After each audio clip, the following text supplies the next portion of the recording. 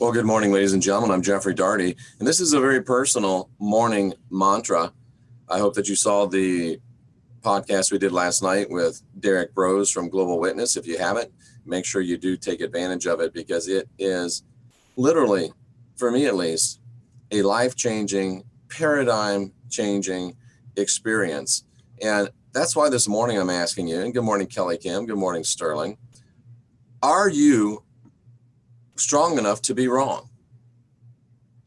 Are you personally strong enough that when presented with irrefutable spiritual evidence, that's something you've always thought, something you've always believed, something that perhaps you've even held close as a sacred right, something that you have always thought was the way it was supposed to be, something that you thought was your divine right, even something that you thought was the way it was supposed to be? Are you strong enough when presented with evidence, and more importantly, when presented with a revelation from the divine? Are you strong enough to be wrong? Are you strong enough to look yourself in the mirror and say, I was wrong? And are you strong enough to set aside ego? Are you strong enough to set aside ego and say, I was wrong? Are you strong enough to leave ways that are wrong and embrace ways that are right? And understand this, it's not always black and white. Good morning, Sandra, I love you. It's not always black and white, and it's not always necessarily wrong or right, but are you strong enough to be wrong? And are you strong enough to make adjustments in your life? And you might suggest that until you are strong enough to be wrong, you're not strong enough. Till you are strong enough to be wrong, have you really come to full maturity? If you're not strong enough to be wrong, have you really come to a place of true spirituality?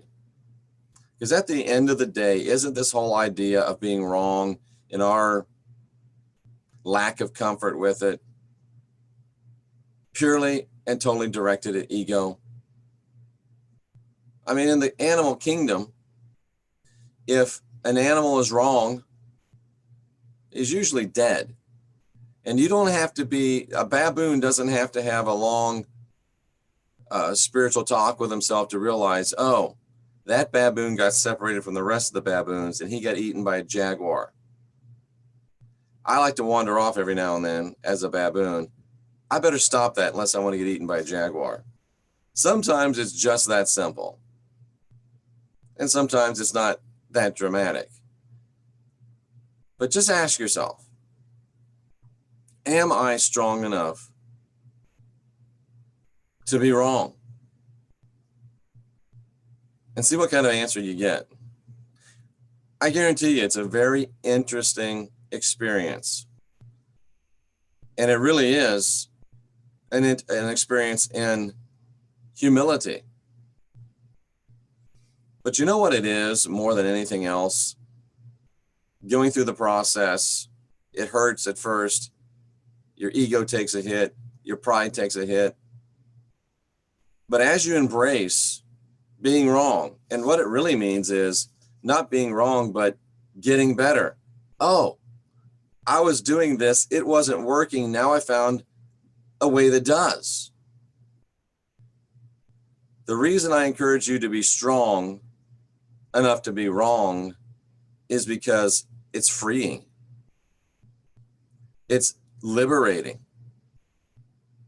And it just makes sense to start doing things the way that they work best. So be strong. and be strong enough to be wrong. I'm Jeffrey Daugherty. This is New Cosmic Knowledge. I'll see you later on today with much more broadcast excellence. We're hoping that you'll continue to ask questions and question answers. If you want help, get Fluffy on your house. It's in the box below. Get it on your phone.